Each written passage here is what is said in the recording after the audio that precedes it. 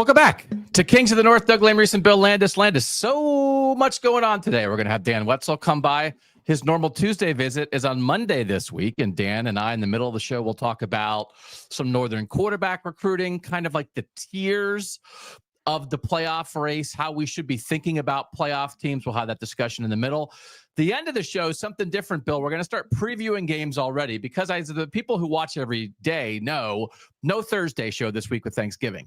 So we want to give enough coverage to all of these Northern games. So we're going to start with the 4 Friday games being played by Northern teams this Thanksgiving rivalry week. We'll preview those today. That includes Iowa, Nebraska. That includes Wisconsin, Minnesota. So we're going to jump on that. But we're going to start the show just wrapping up a little bit of what happened this weekend. And also, I'm just a little peckish. Do you get hungry in the middle of a show sometimes, Bill? I do. Yeah. I wish I had a snack. If I had a snack, what could I maybe have for a snack? Oh, the bottom thing is covering it. I just happen to have some tasty, delicious, cheesy snacks. Man, Bill, Cheez-Its really hit the spot. Let me tell you, how good is that? How good is a Cheez-It, Bill Landis? Sometimes I love a Cheez-It. A Cheez-It is just what you need. So I don't know why I'm in the mood for Cheez-Its. Do you know why I'm in the mood for crispy, delicious, cheesy Cheez-Itness? One, because they're delicious, and two, so because they know ball. Oh, so everybody, let me finish off these delicious, cheesy. That's so cheesy. Bowls want to be cool now, right? The Pop-Tart Bowl has unleashed the hounds. And so the Cheez-It Bowl trolled one of its own conferences this weekend. By the looks of it today, many teams want to play in our game. We don't blame them. That's the Cheez-It Citrus Bowl, Bill, reacting to the collapse of the SEC on Saturday. I'm not sure if an intern might be in trouble for that, but boy, do we appreciate it. I hope the intern's not in trouble because I definitely appreciate it. The Citrus Bowl, it's Big Ten SEC, is that right? It is. SEC teams have just been fighting to get into the Citrus Bowl, man. We've been talking about this wrong. We've been talking about how bad the SEC is and how it's crumbling before our very eyes, and all they're doing is jostling for position to get into the Citrus Bowl. Which you jostling for cheesiness. Yeah. God, we love it. Okay. How many different flavors of Cheez-Its were you working with there? We got buffalo. Okay. We got, I like the white cheddar, kind of. We got the original. We got two. The white cheddar really hits the spot sometimes. The white cheddar. And I'm just saying, Cheez-Its wants to reach out. If they want to be that kind of product, we love cheesy, delicious SEC trolling. Crispy. Teams of the week, Bill. We're going to run through these kind of quick. Because we like to reflect on a Monday. Some shows immediately move on to the next week, but I think it's hard to really in-depth preview the next week on a Monday. So we like to wait and take time and watch games and look stuff up. But in this week, when it's Thanksgiving and it's rivalry week, it's hard to look back too much because you kind of want to get to what's next. It's the instinct. Yeah, and you have about 2.5 days to capture people's attention during this week before the holiday and before the games actually start on Friday. And Friday's loaded. Are there more Friday games than there have been in the past? It's college football all day on Friday. TV's really leaning into all this stuff. They're just trying to take it all over. So we are going to look back briefly because there's a couple teams that we want to talk about that I feel like are really carrying some momentum into the last week of the regular season that maybe you wouldn't have expected. And on Saturday night, if you want to talk about Ohio State, Indiana, we did a bunch of that on Saturday night. We talked about Kansas, Colorado. We talked about BYU, Arizona State, the biggest games in the North that really mattered for the playoff race. That's not what we're doing right here, right now. We did that on Saturday. We had so many people join us on the Saturday show. We were so excited about that. But we want to make sure that we hit some of these other teams, Bill, because I really have come to have an appreciation for teams that don't mail it in. And when maybe the season hasn't gone the way you wanted it to, but you still are chasing something, or maybe you're just showing up because you have pride. I kind of really admire that in late November. So we want to acknowledge a couple teams like that, starting with your team of the week, which is a team that made a bowl game with a win on Saturday.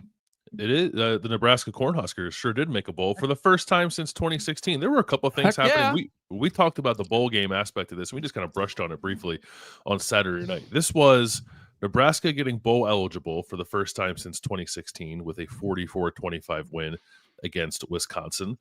Snapping a 10-game losing streak to Wisconsin.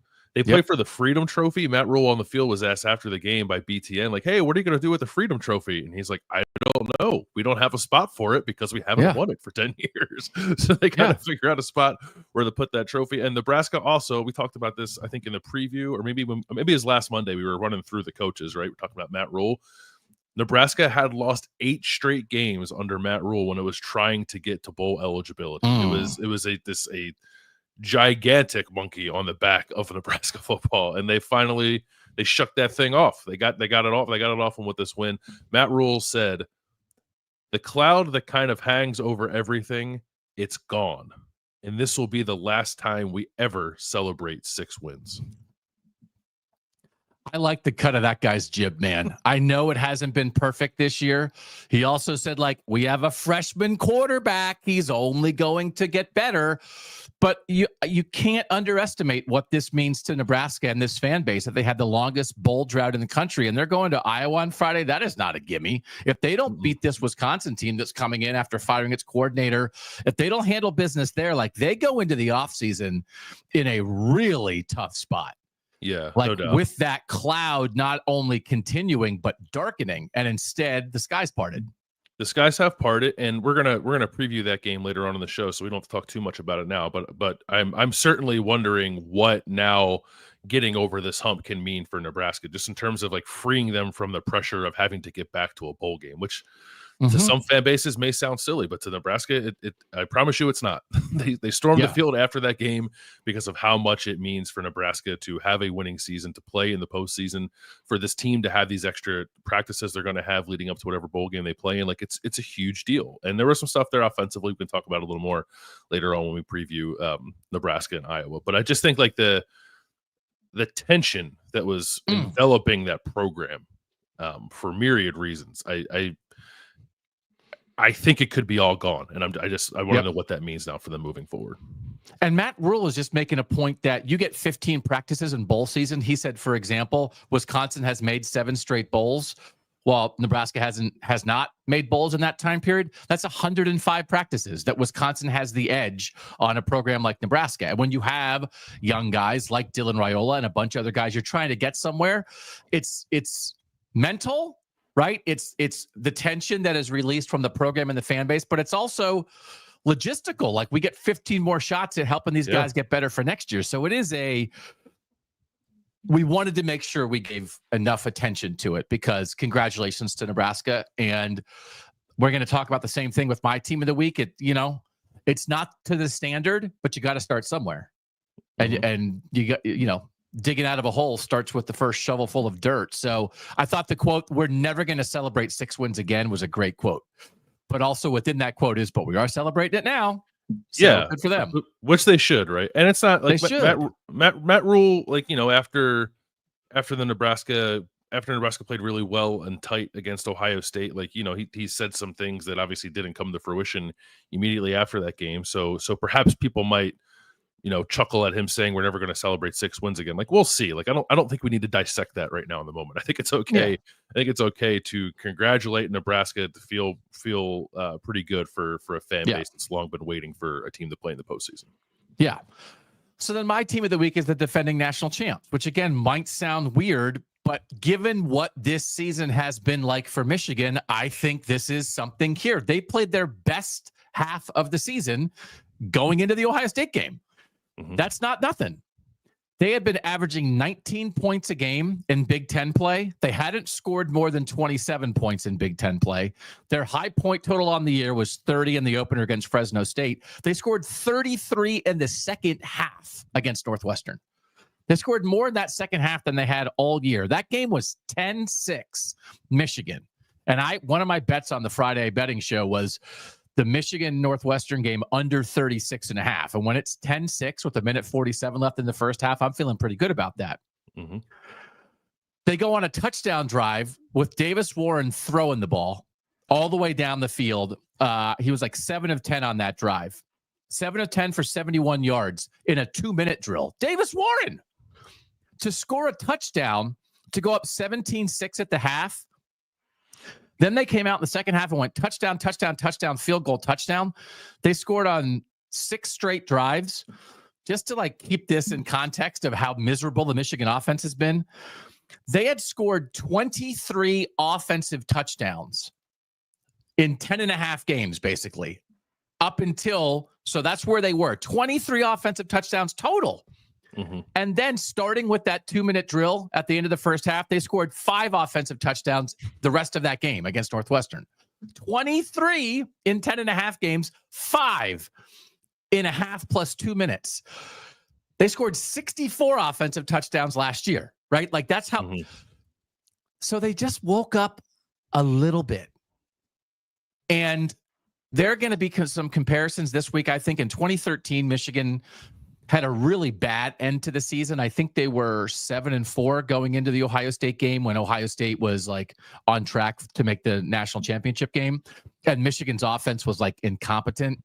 And Michigan in that Ohio State game like found it. And Michigan scored at the end of the game and went for 2 in the win.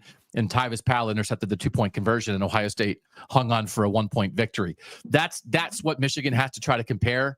Like, look for something here. They're almost a 3-touchdown underdog against Ohio State. But Bill, it's just a scooch bit of momentum for an offense that had been a less than 0 for 10 games. Yeah, it was. I mean, it didn't look like the same team that Michigan has been all year. I've thought really like this second iteration of Davis Warren being Michigan's quarterback, things have looked slightly better. It's still not good. It's still mostly pretty bad.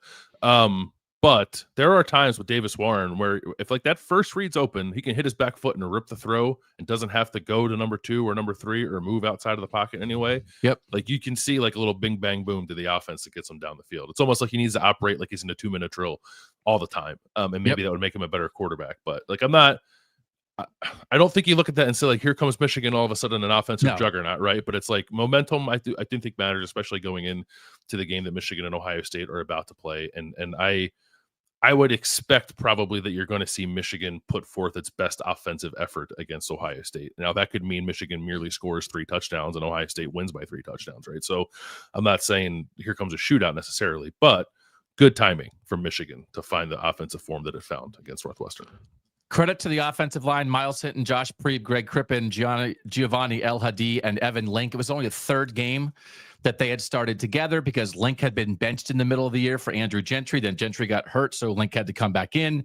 Hinton missed 2 games in the middle of the year with the injury. Crippen had sort of been sharing the center spot and finally won that job. The 2 guards have started every game, but like found a little bit there. They were using Marlon Klein as like their second tight end as a battering ram, pulling and hitting guys in the hole. When it looks like that, like you're talking about Warren, put your back foot down and rip a throw, and if not, get outside the pocket and maybe do a little something. Like they started looking like Michigan. Precision in the run game. They make their blocks. The first half in that game, they ran 12 times for 14 yards in the first half. And it's like, oh my God, like this is not it. They're not going to score against Ohio State. The second half, they ran 23 times for 187 yards. Mm-hmm. And Kalel Mullings started running through tackles, and Donovan Edwards started hitting holes, and it started looking like a shadow of what Michigan was at its best in the run game the last 3 years, which was precise. Everybody makes their blocks. You do their thing. We're not saying they're back, but we're saying that compared to everything else, this was a step. Davis Warren, 26 of 35 for 195 yards, a touchdown, a pick, and only 1 sack. So, like, I don't want to overdo it. Mm-hmm. 187 rushing yards in the second half, 8.1 yards per carry. 4 touchdowns. So that's what they have to be to even compete. Right now, it's a rivalry game, and so there's that. But like the way Ohio State and Michigan have played so far this season, this is a gigantic gap. But for Michigan to compete, and again, you know, they were getting after the passer a little bit like always, but they can't be a 0 on offense. So if they can run the ball a little bit, maybe they have a chance to at least try to hang around for a little while. So yeah. We've criticized Michigan enough that it's like when something went right for 31 and a half minutes, it was worth acknowledging that happened. All right. Team that changed my mind. And maybe it didn't change my mind because they actually did what I thought they were going to do, but maybe it changed everybody else's mind. My God, Kansas State looked good. Holy moly. Like Kansas State is back. They were talking a lot about on the broadcast that Avery Johnson really, since getting hurt against Colorado, he left that game with he got hit on the side and left the game and came back, but he hadn't really been himself. He hadn't felt healthy for like 4 or 5 weeks. Avery Johnson, the first play, kept the ball on a read play and ran 33 yards like he was shot out of a cannon. And then they got DJ Giddens going, and then he ripped a first down throw on 3rd and 11, and then he kept it again for a 21-yard touchdown run. And I was like, I am definitely picking Avery Johnson to win the Heisman next year. He looked so fresh and ready, and they had not been able to run the ball in the last several weeks. And they had averaged 252 rushing yards per game in their first 5 games, only 154 rushing yards per game in their last 5 games. So they had stopped running it. In this game, they ran for 281. And it was awesome. That to me, it's who's the best team in the Big 12? It's Kansas the way they've played the last 3 weeks, and Kansas State the way they played on Saturday against Cincinnati. But they're both out of it. So if everybody, Kansas State has 3 losses, the 3-loss teams are still in it in the Big 12 if 3 or more of the 2-loss teams lose on Saturday. But Kansas State's not going to go to the Big 12 title game. But man, Bill, they look good again when the season could have gotten away from them. And Cincinnati didn't play terrible. They were trying to compete. Kansas State looked like a top 15 team to me. Yeah, I mean, the good Avery Johnson is up there, right? Good Avery Johnson can get anybody pretty excited. Yeah, he's just, he's a little volatile because he's young, right? He's a true sophomore. Yes. He's doing a lot of the stuff for the first time. I don't think we talk about that enough when we throw up the clips of Avery Johnson doing something silly. It's well, maybe a year and a half from now he won't do that because he will have learned from those experiences. But man, when he's locked in, he's really good, and it has to involve him being as explosive as a runner as he was against Cincinnati. I know the broadcast they were talking about, they think this is the healthiest that Avery Johnson has been in quite some time this year. I guess it's probably working through some bumps and bruises and things like that, but it was apparent with the burst that he had running the ball. And I think when he runs that way too, he becomes a better passer. Right? He's just a little more locked in. The ball jumps off his hands. He's ripping some throws. He's making stuff happen on the move. So when he's in that mode, he is among the more dangerous quarterbacks in the country. They ran a flea flicker screen that DJ Giddens took for 21 yards, just kind of dorking around.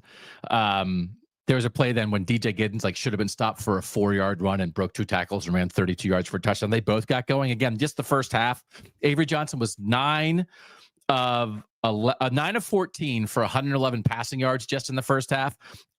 DJ Giddens in the first half, 9 carries, 89. Avery Johnson, 7 for 62. That's in the first half.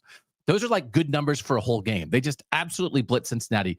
Got a little stale in the red zone at times, but again, the end of the first half, Brendan Mott, their great defensive lineman, intercepted a screen with 25 seconds left. And then Avery Johnson avoids a sack at the 15-yard line, rolls out, and hits Trey Spivey in the end zone. And it's just that is beautiful quarterback play. I can't wait for Kansas State. I'm going to Dublin.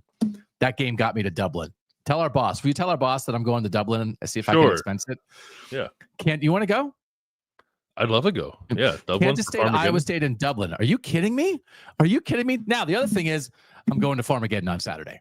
So I am making an Iowa sojourn this weekend. I'm going to Nebraska at Iowa on Friday night, 7:30 Eastern, and I'm going to Kansas State at Iowa State Saturday night, 7:30 Eastern. So I'm soaking in the Iowa football experience, and I'm excited to see all these teams in person. Have not seen any of those 4 teams in person this year, so I'm excited about that. But that's going to be a great game. Kansas State, Iowa State's going to be a great game because Iowa State dorked around, did a lot of good things, made a lot of crazy mistakes against Utah, but found a way to win.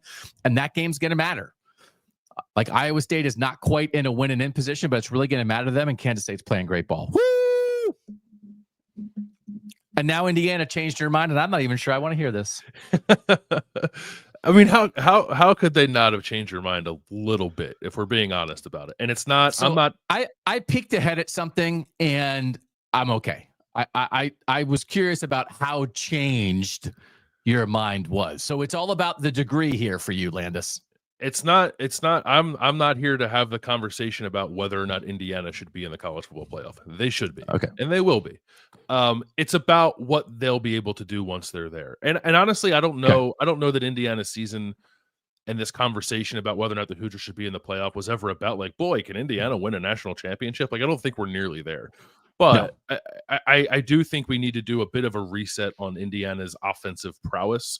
After its last two games, we have referred to them as machine-like, and all the numbers, I think, would lead you to that conclusion, except for the fact that his averaged 2 yards per play in its last 6 quarters of football against Michigan and Ohio State. So, like, I just think I do think we need to come to grips, I guess, with the fact that Indiana's offense has been machine-like and obliterated every bad to average defense that it has played. And it will see one of those this weekend when it plays Purdue, and I fully expect it to put a big number up there. But once it gets past that, once it's in the playoff, like that time is over. It is back to facing defenses like the Ohio States, like the Michigans, kind of regardless, I guess, of what that playoff matchup might be. Maybe there's a matchup in there that Indiana could get that it would favor, but just not the horses on offense to, I think, take a swing in a playoff matchup that would get you excited about what the Hoosiers could do there as a potential postseason darling. They're just like they can't handle. I think there's been enough evidence the last 2 times Indiana's been on the field that they cannot handle an elite front seven and do the things that it needs to do on offense to be successful. So this is part of the conversation I want to have with Dan Wetzel in the second part of the show, because we just you're right. We just need to make sure we're talking about this stuff the right way. And it's such a new era for the sport that there are 2 conversations going on simultaneously. And I don't think anybody should be mad about the 2 conversations, but one is the who can win the national title and one is the who can make the playoff. And they're not the same. And so the question is, like, Indiana's not going to win the national title. Even it depends who they play in the first round game, because I think there would be teams that maybe you would say are in their tier that still have great defenses. So it's like if they play Tennessee is not perfect. They're pretty good on defense. And they play Penn State. Penn State is not perfect, but man, Abdul Carter's pretty good. Like, there's some stuff there that depending what the matchup would be, it could be difficult for them. But I still think there's teams that Indiana could play in the first round that they absolutely could hang with. Absolutely. I still think that. Yeah, it could break a certain way. Yeah. But I don't know that I think that they would do great against Georgia. Right. So, but that's okay to think that. Sure. So, okay. Yeah. So you're just it's a slight reappraisal. That's all. It's a reappraisal of the Indiana offense. I would retract any assertions that this is an offensive machine. Okay. Those are mostly my assertions. You're retracting my assertions on behalf of the show. Your assertions, yeah. On behalf of the show, you retract your assertions. All right. Guy that blew my mind. Can we shout out Pat Bryant? Because the Illinois receiver, great receiver, it's going to go down as an all-timer for the Illini. Brett Bielema was saying after the game, like, can we get this guy on the Biletnikoff list? Like, this guy is unbelievable. He had the game-winning touchdown for Illinois on a 4th and 13, ran it in with 4 seconds left to beat Rutgers. He had 197 receiving yards in that game for Illinois. It's the 7th most in a single game in Illinois history. He had a 64-yarder in that game that should make like NFL teams salivate. It's just like you catch a curl, strong hands, turn, make a move, and run away from people, and add 55 yards after the catch, that kind of play. He's a tremendous player. He has 18 catches of 20 yards or more this year. That's tied for 7th in the country. He has 914 receiving yards. That's 20th in the country. It's 12th in the Power 4, and it's 5th among our northern teams. Ty Felton of Maryland, Travis Hunter of Colorado, Jaden Higgins and Jalen Noel from Iowa State, and then Pat Bryant. So, like, that's what we're talking about. We're talking about postseason all KOTN. And he and Luke Altmaier, Bielema was talking about this, just had like a really good connection. He wins games for them. They've played 2 overtime games this year and won them both. He scored the touchdowns in both overtimes, and he scored this game. So Pat Bryant has won Illinois 3 games this year. They have 8 wins. Pat Bryant's won them 3. So that is an incredibly impactful dude. And yeah, the end of that game got crazy, but my gosh, like, you just let players make plays. Now, the thing of it is, and we'll talk about this just a scooch, we talked about it some on Saturday, It was kind of a goofy thing that they wound up going for it. Just the play itself, the little dig they ran in the middle of the field, it was 4th and 13. He caught the ball past the first down marker. So if he would have gone down, and they were only down 1, if he had gone down, they could have kicked a game-winning field goal. But he decided, like, no, I've got this. And Brett Bielema is like, well, we kind of teach, like, go down, but he is smart, and he knew what was up. And he knew he could outrun people, and he got to the end zone with 4 seconds left. So it's not quite as disastrous as it might look, because what happened is they gave up the throw. Rutgers gave up the throw. The touchdown run was icing on the cake, but also Pat Bryant, king of the North. Yeah. They came after him pretty good on that play. I was a little surprised by that. They did. They brought 5. They brought 6 and then dropped the one guy who wound up doing nothing. But so you really took up 6 guys in a pass rush.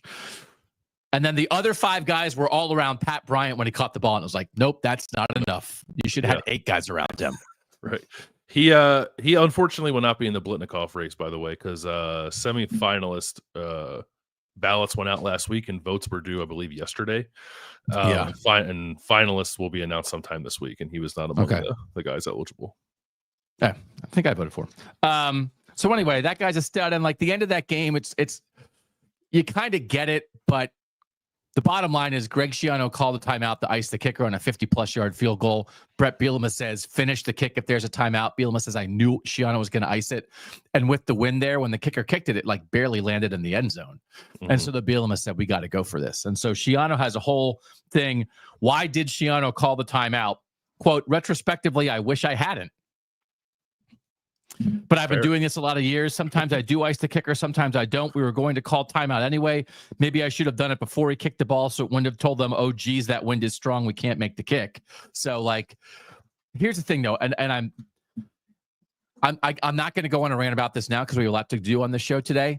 But, like, Rutgers and Illinois and Minnesota, the way they all played on Saturday, Minnesota lost to Penn State, and Rutgers and Illinois, I wish both those teams could have won that game.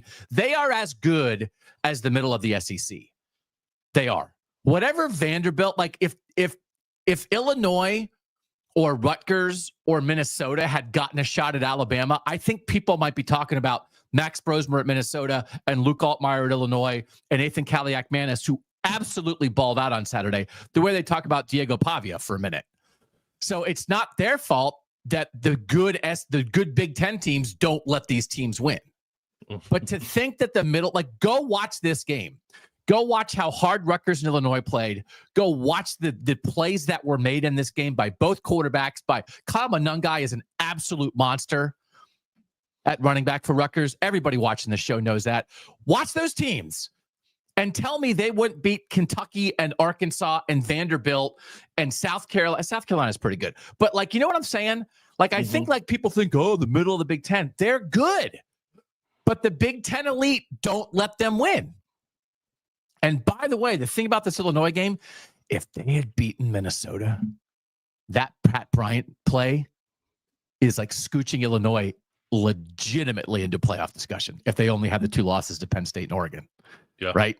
Like, people have been going crazy. Illinois remains alive in the playoff race, but they have 3 losses. They're not going to get in, right? Yeah. But that's how close they were. So don't think. Go watch those teams play. Paul Feinbaum, Josh Pate, go watch those teams play. It's not their fault they didn't get. It's not their fault they didn't get to play Alabama. Yeah. Alabama's beatable. The top of the Big Ten's not. It's not Rutgers' fault. All right, who blew your mind? Our guy Donovan Ezeraku at Boston College, who he had that crazy game against Western Kentucky, and we had him on kind of right after that. And you were kind of running through all the stuff he was doing with his pass rush moves, as he got 3 sacks, and then like his production dipped a little bit. I think I do those teams. Well, I think so. Maybe we should slide to this guy and double team him and triple team him because he's one of the best sack producers in the country. He had against North Carolina in a 41-21 win for BC. He had 6 tackles, 5 pressures, 4 quarterback carries, and 2 sacks. BC's defense played an awesome game, held UNC to 3.8 yards per play, only 36 yards rushing. Like Amari Hampton, one of the best running backs in the country, they held that team to 36 yards rushing in that game. It was a great defensive performance for BC, and just like a good win overall to get them to bowl eligibility. But Donovan Ezeraku was once again leading the charge there. His first sack, they ran like a stunt and looped him around on the inside to get him on a guard. And he gave a guard like a basketball crossover move and just like blew by him to get the sack And then the second one was just like pure speed off the edge, just like the right tackle had no chance to block him, and he sacked the quarterback too. So it was just like he had been cooling off a little bit. It was a nice reminder that he remains one of the more explosive pass rushers in the country. Now he's up to 13 sacks this year, which I think has him third overall in the country. So another stellar game out of our guy Donovan Izaraku. Doesn't he look like a first round pick to you? At times, definitely. Yeah, he's. I don't know, maybe like measurable wise where he'll end up, but his explosiveness, his first step, sometimes, yeah, it's pretty devastating. Good bend, good explosion. Yeah. All right, it's time to cram it. Hey, everybody. Welcome to the Cram-o-Meter. We do it every week, scale of 1 to 1,000. We've broken it many, many times. As we talk about the Cram-o-Meter this week, Landis, I would just like to state a couple facts for the record about the South. May I state some facts for the record? Please do. Georgia has losses to 2 3-loss teams. Tennessee has a loss to a 5-loss team. Texas A&M has a loss to a 3-loss team and a 6-loss team. Alabama has losses to 2 5-loss teams. Ole Miss has a loss to a 4-loss team, a 5-loss team, and a 7-loss team. May we enter those facts into the record? Can we get, did the court reporter get that down? Mm-hmm. Josh, did you get that? Did Josh get that? Facts hurt, Bill, and facts hurt feelings. They do. How hard is this cram gonna hurt? The Landis cram. How hard you cramming this week? On a scale of 1 to 1,000. The last available salary information that I could find for Greg Sankey was $3.7 million that he earned in 2022. So we're going to go ahead and crank up the Cram-o-Meter to $3.7 million. Wow. Wow. Okay. So just to reset, Mike, the chart, let's go to our chart. This is a Greg Sankey-like chart. We didn't do it in week 1, 1 to 1,000. The Cram-o-Meter by week, 815 in week 2, 975 in week 3, 910 in week 4. Broke it for the first time in week 5, 1,200. Week 6, 1,669. Week 7, 6.5 million. That was really when it started going. Week 8, 459,000. Week 9, back to normal. Hey, that was a great week for the SEC. I think Greg Sankey probably on the coaches call that week was like, hey guys, we only got crammed 652 this week. We're really coming around. And then week 10, 45,000 was not great. Week 11, back over 1 million. Week 12, last week, 252,000. So you did 3.7 million for Greg Sankey's salary. I'm going to say it probably cost him like $1 to get that schedule strength chart together. So I'll say 1. I'll cram it 1 because your chart was worth a 1. And your chart had value for 1 week before your own conference set your own chart on fire. By the way, go look up schedule strength rankings now for Indiana because now they played the number 2 team in the country. And guess what? Their schedule strength went up. And that was the most frustrating part of that entire conversation is how much one game can determine the strength of schedule. It's like such a stupid argument. Indiana played 1 game and jumped 70 spots. Right. And now they're right in line with all the middle of those SEC frauds, and they only have 1 loss, and a bunch of those SEC frauds have more than 1 loss. So anyway, Landis is 3.7 million. I'm 1. So we'll see what that averages out to next week. We crammed it. God, this guys. Top 11.5 rankings. And let's do yours first because this is what I got an eye at. And if you had dropped Indiana out of the rankings, I might have kicked you off the show today. Oh, no, I never considered that. Okay. Yeah. Well, I just didn't know. You're reevaluating and reassessing and reappraising the Hoosiers.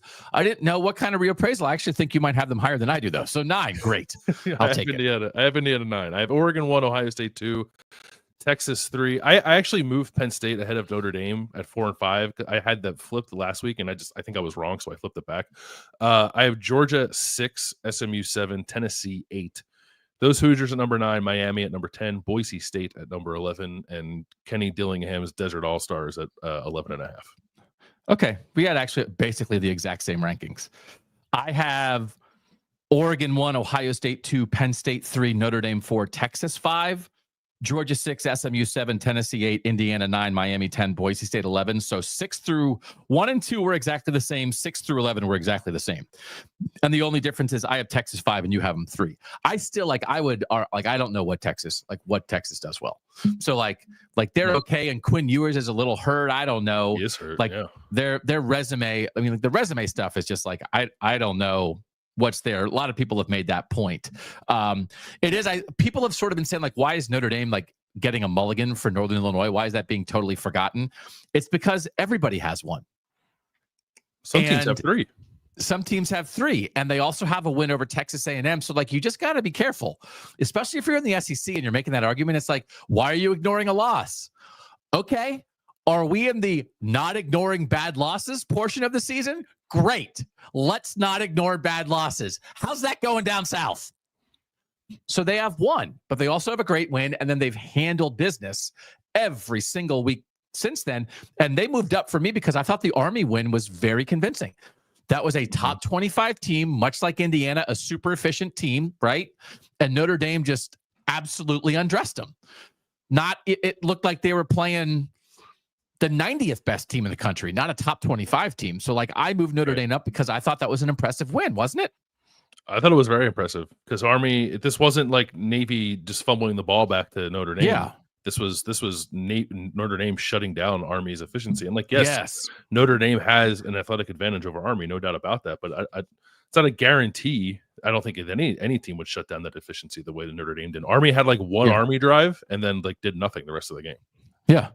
Okay. So we're kind of in agreement there, and I think we're in decent shape. I'm very curious to see, and we'll talk about this more on the Tuesday show, like what the committee does with Indiana, because they've had weeks where they've been very punitive with BYU after some losses, but the BYU losses weren't on the road against the number 2 team in the country.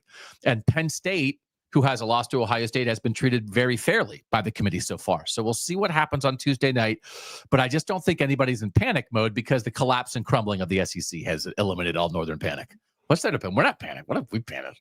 They're panicking. They're excuse making. They're panicking down there.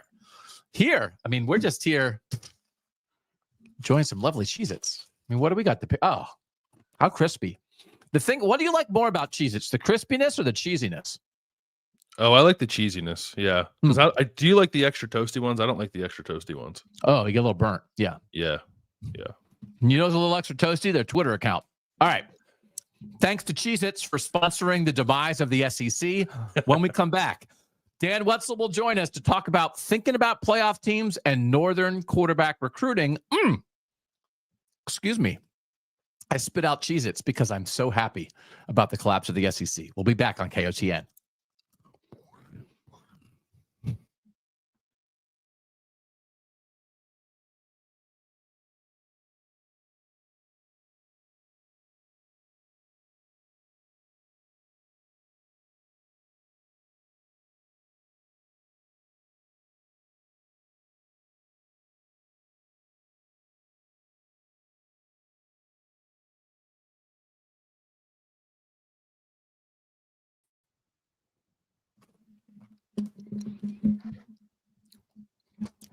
Back on Kings of the North, joined by Dan Wetzel. Dan, would you like a Cheez-It? I would. I don't know how you would get that to me. Who doesn't like a Cheez-It? Yeah. This feels like something. Did you on your College Football Inquirer show talk about Cheez-Its trolling the SEC at all? That seems like a thing that you guys would enjoy talking about. See that, and they also are. They haven't sponsored the College Football Inquirer. I mean, you know, we're game for trolling and revenue. Yeah. Oh yeah. No, we're not going to get any revenue anyway, so we're just. You're just trolling it. Okay. Yes. Yeah, which is all about trolling. No. I didn't even. The Cheez-It Bowl. The Cheez-It Bowl said there sure are a lot of teams acting today like they want to get in the Cheez-It Bowl, as all the SEC teams were losing and plunging out of the playoff. Well, so like they were plunging into a vat of Cheez-Its. I think there was one year there were 2 Cheez-It Bowls.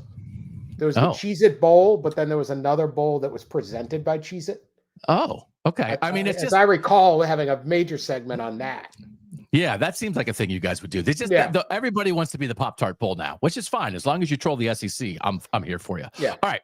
I want us to talk about quarterback recruiting, but I want us to talk about how we're thinking about the playoff first, Dan. And Landis brought this up in talking about the Ohio State-Indiana game, because I do think I don't know if we are doing it, but I think we should be doing it. And I don't know. I don't want to like speak down to fans. Fans know how to analyze college football. They know what's up.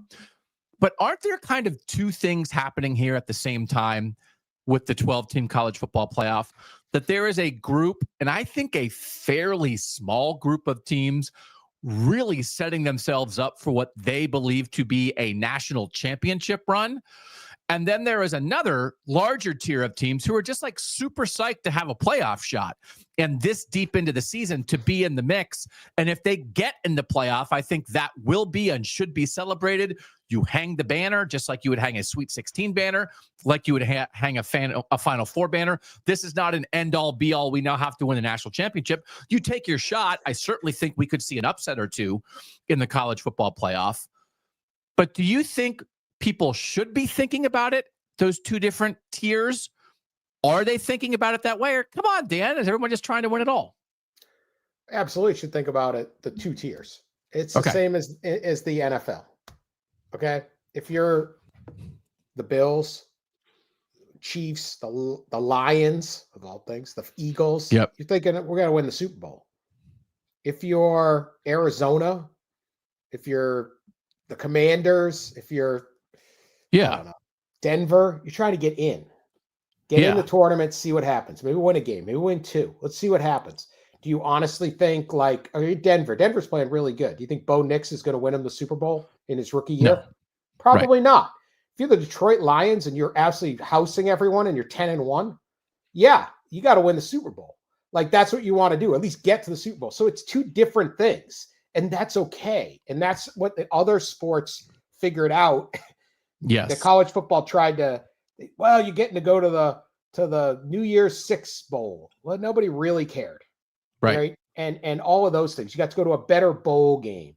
All right. Well, that deal is gone. So if you're, I don't think Indiana fans think they can win the national championship. And I think after Saturday, you look and go, all right, look, we had a bad botched punt. We gave up a punt return. Let's say that game is again at a neutral site. We play a little better. Maybe we can beat Ohio State, but more likely than not, Ohio State is a better football team. But even if we could get past that, would we then get past Oregon? Would we then get past Georgia or whatever's next? No, but to just get in is going to be thrilling. To host a playoff game will be unbelievable for these four campuses. And so that's okay. That's okay. If you're Oregon, Ohio State, Texas, maybe Georgia, it's like we got to win it all. But if you're the other ones, let's just get in this thing and see what happens. You're SMU, just get me in.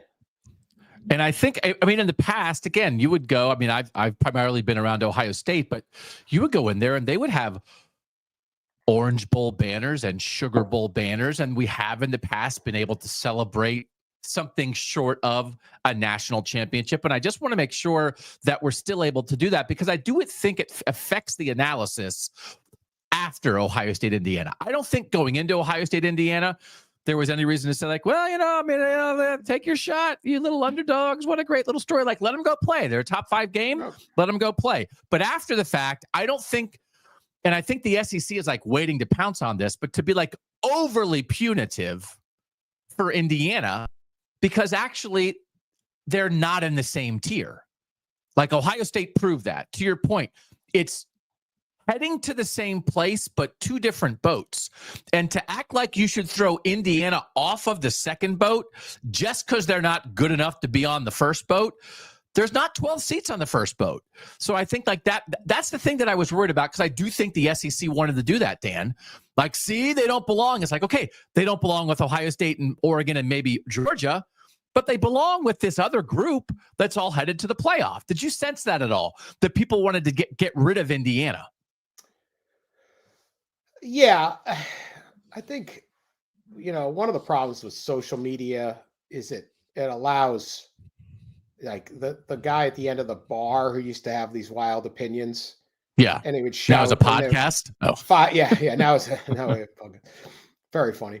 But yes, we do.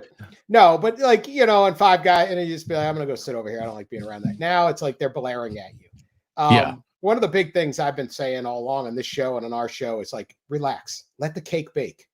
Right. Guess what? Not everyone always wins all the games you think. Well, if the season ended today, it isn't. Have you ever watched this sport?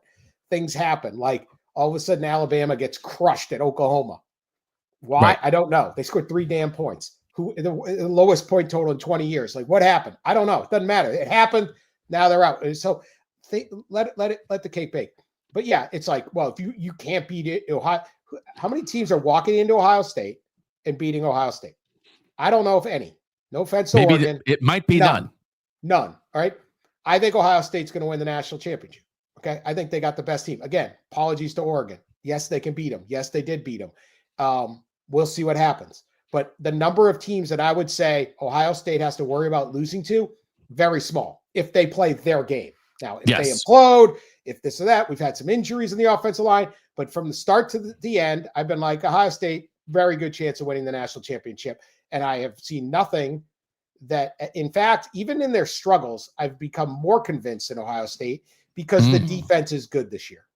It is really good. This is a really good defense. So I can go, look, you can look at that Indiana game and say, look, they got beat by, what was it, 35 to 50, what was it final? 38-15. 38-15. And did Ryan Day have to punch it in at the end? Well, Henderson, whatever the gap. They had a couple bad things happen. They played them pretty good for a while. It wasn't like it was 35-zip at the half. Right. Indiana did some things. It was pretty, but are they better than Ohio State? No, but I don't think anyone's better than Ohio State. I love this Ohio State team.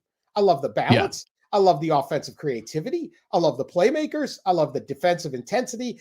Jim Knowles finally has this team really going. So, yeah, Ohio State, win the national title.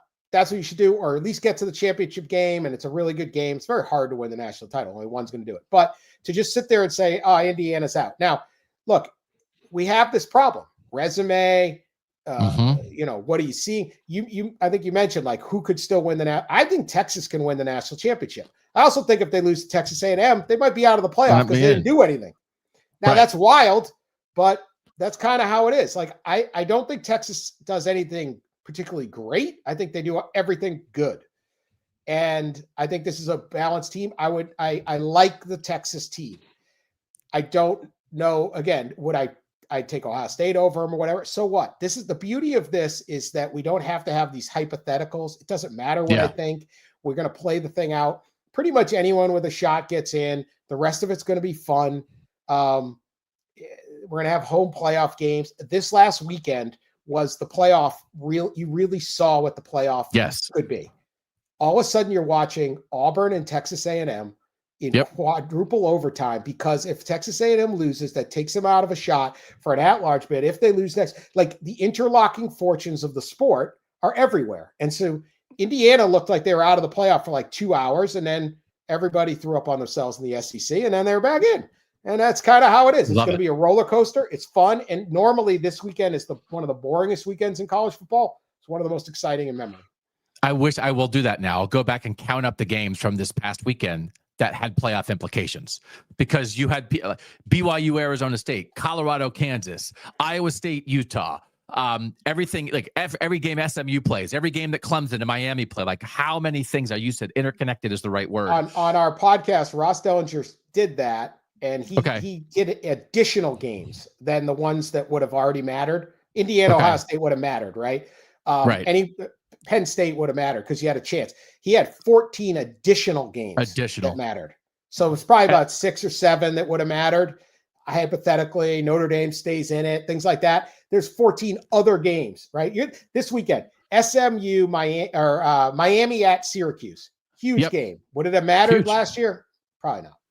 Like Dabo Swinney is going to be rooting his butt off for Syracuse in that game. Like again, because of interconnected, because and if otherwise you're one loss ACC teams, if it's SMU with 1 loss and Miami 1 loss, make the ACC championship game, are both in. That's a bid. That's a bid steal.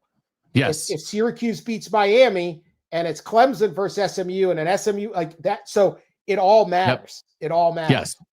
And it's another reason for like SEC fans to be really locked in on Miami Syracuse, which again, bid stealing, we know what that means, but not in this sport. We've never had it in this sport, which is the number 2 sport in America. And we're bringing the best of some other contexts of other great North American sporting ventures. And we're finally applying it to a sport that 25 years ago had a bunch of old guys on their couch write down who they think the national champion should be. I don't know that the 2 greatest evolutions in my lifetime, the internet, picking a college football national champion. It's the 2 greatest strides in human history, right? Go back to the old days before the games were on television.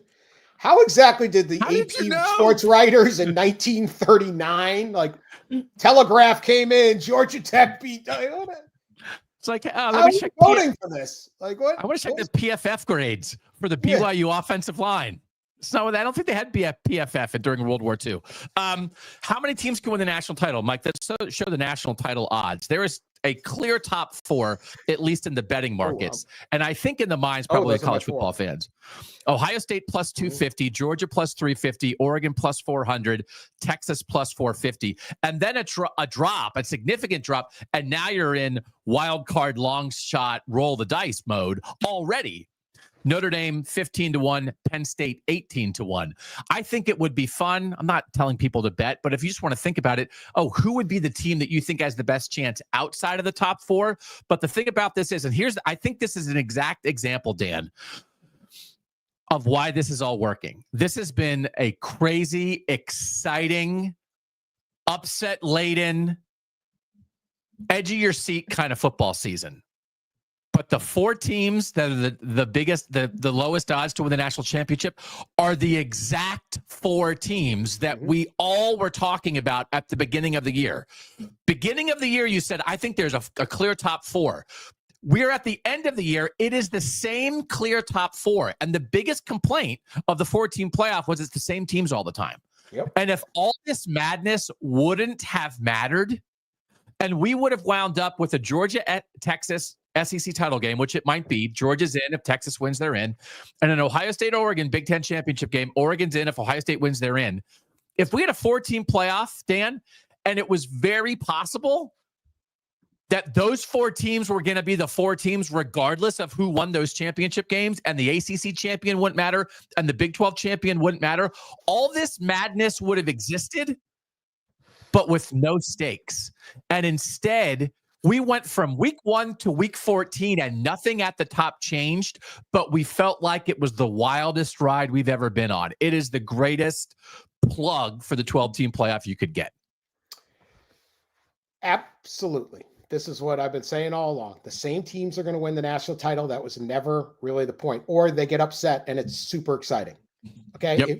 You emailed me last night, said, hey, this is the segments. I had 4.5 teams could win the national title.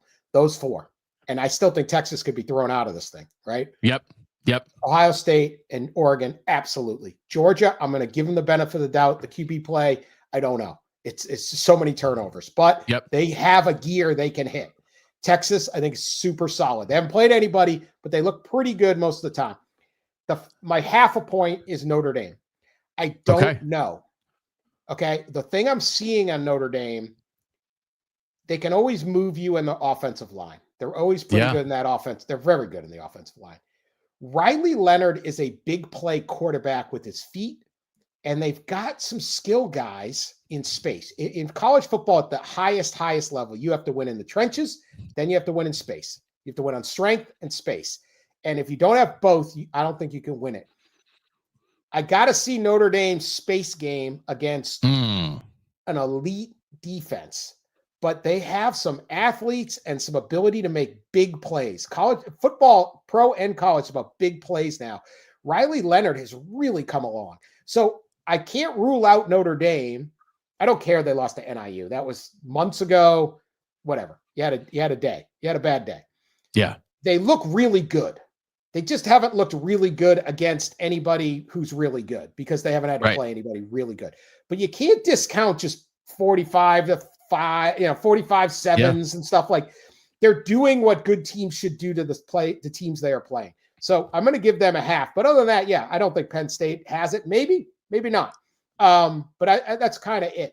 But as you said, if we only had 4, this whole season would have been the same 4 teams got a chance. This is what we'd be going into this weekend with. Last weekend would have had the Indiana-Ohio State game. But other than that, we basically would have 6-5 Washington.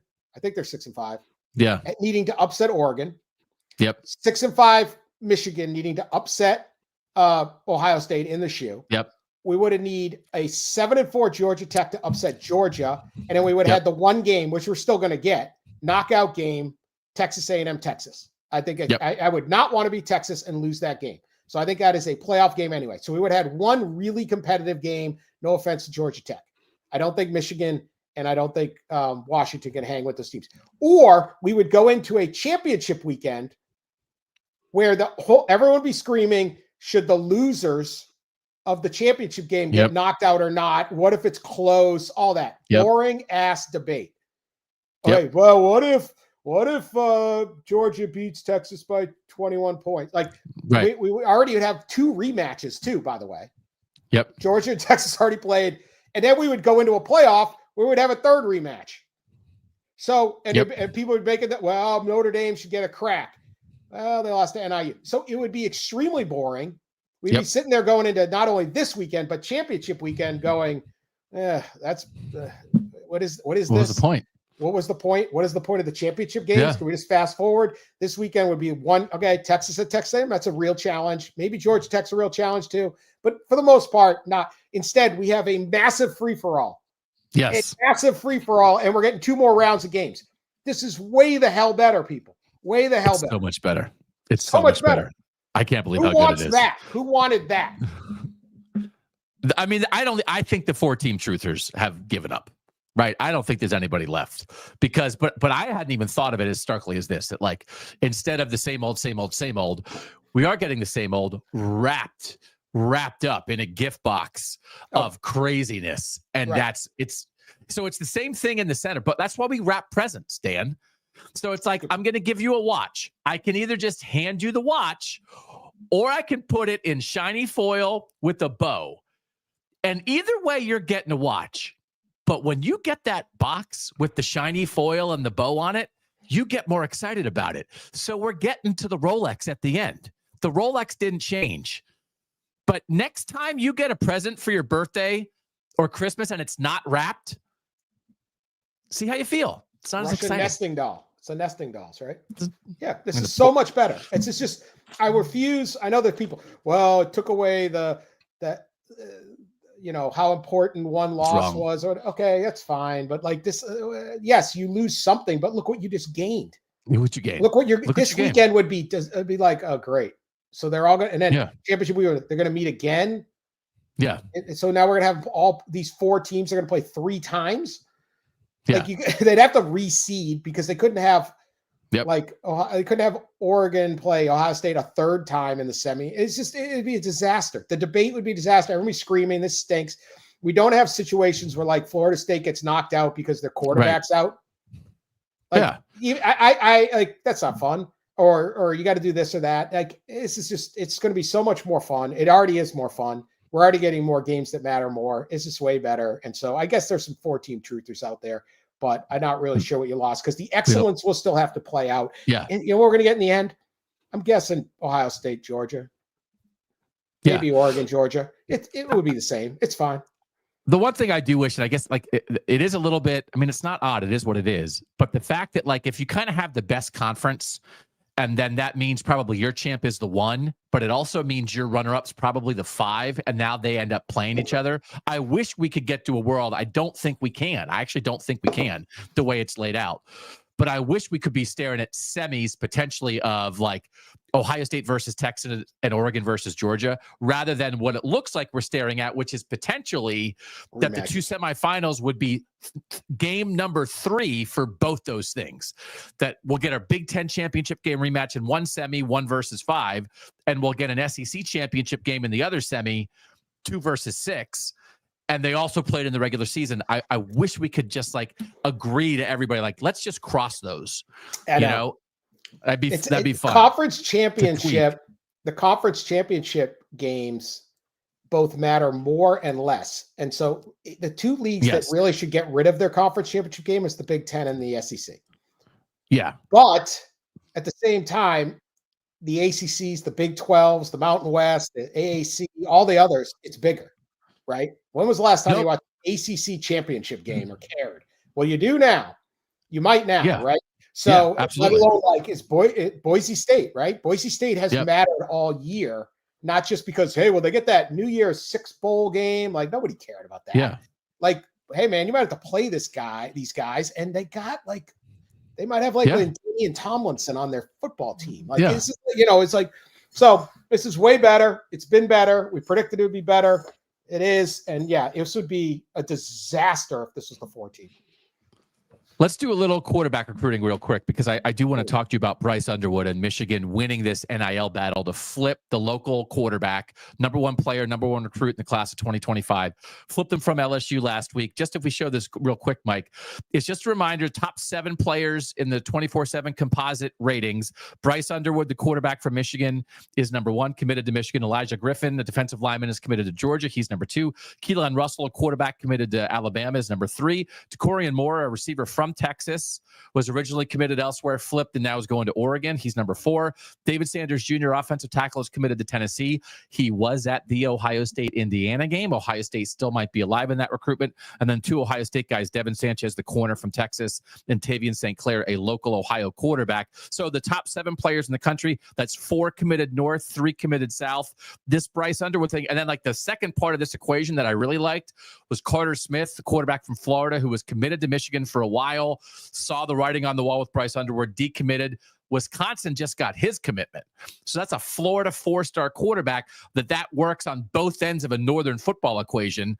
Michigan gets their number 1 guy, but then Wisconsin gets the guy who was going to go to Michigan. So that's a double northern win.